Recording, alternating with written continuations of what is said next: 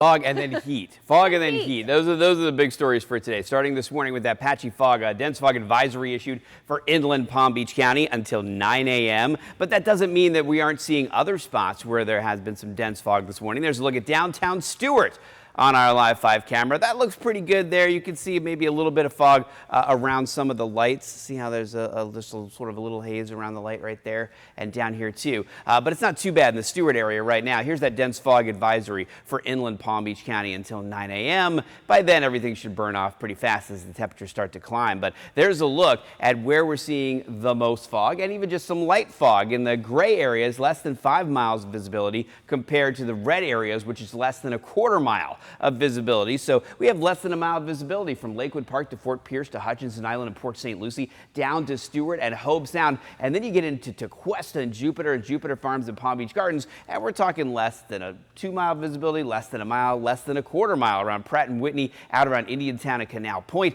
Belglade over to Clewiston, less than a couple miles of visibility there. And now the fog is getting a little worse in Okeechobee and Buckhead Ridge, where visibility is down to less than a mile in spots. No rain on the radar, although you might notice a late sprinkle on your windshield from some of the water droplets due to the fog being around this morning.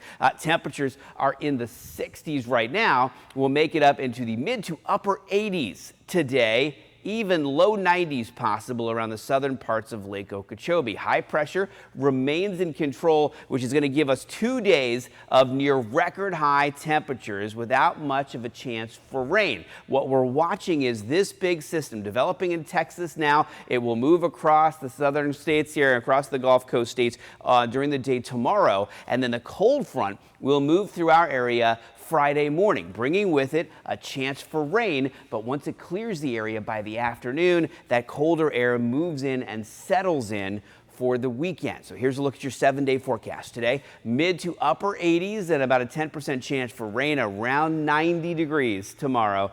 30% chance for rain picks up during the evening. 40% chance for rain Friday morning as the front moves through. Highs in the 70s on Friday. We'll be lucky to make it to 70 in many spots on Saturday. A lot of upper 60s for highs. Low 70s on Sunday, which is also the first day of daylight saving time. We turn our clocks ahead 1 hour late Saturday night or early Sunday morning. That's